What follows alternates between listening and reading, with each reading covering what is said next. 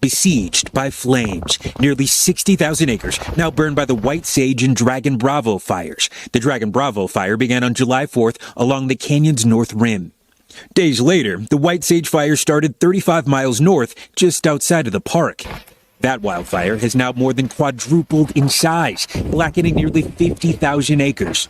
Right now, we're in a very aggressive firefight. I want people to know that. We're in full suppression mode.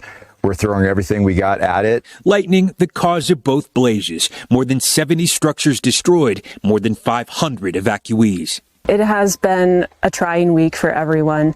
We had approximately 50 employees who were evacuated from the North Rim this last weekend, and the loss is devastating. We lost a lot of our employee housing for the National Park Service. Arizona Governor Katie Hobbs saying the fire was initially managed as a controlled burn that then spread out of control. She's wondering how this happened, saying on X, Arizonans deserve answers for how this fire was allowed to decimate the Grand Canyon National Park. Also lost, an iconic piece of American history. When the smoke cleared, it's just you look where the North Rim Lodge should be, and it was gone.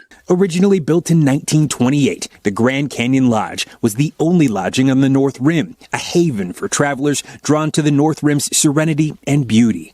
The lodge located at the end of the road, the first breathtaking views of the canyon from the lodge itself. Destroyed by fire in 1932, the lodge was rebuilt with original stonework in 1936, where it stood as a National Historic Landmark until last Saturday. What does it mean that it's gone?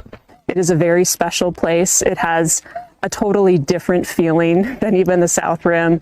We kind of refer to it here as the hidden gem of Grand Canyon. And as for those traveling hundreds of miles to get a glimpse of the epic canyon, What's it like to see it just covered in smoke? It's very depressing. All of this happening during peak visiting season. This time, 2023 saw about $1 billion in visitor spending. So park officials telling me, make no mistake, this will sting for the entire region. Willie Patterson at the Grand Canyon this morning. Steve, thank you. All right, a lot on Al's plate this morning. We'll start in the Northeast, and those are some serious storms. Yeah, they're still hanging in, especially through the Carolinas and Virginia. Good morning, everybody. Flash flood watches and flood warnings still in effect throughout much of Virginia. Here's the deal. Most of our storm systems are built to withstand upwards of 1 inch to 1.75 inches of rainfall per hour. For example, here in New York, at some point, there was over 2 inches of rain falling per hour. Storm systems cannot handle that. And with climate change, we're seeing these happen more and more. And then we move on down to Texas, Kerrville, where they had all that disastrous flooding. They have flash flood warnings now just to their west. We're going to be watching that closely.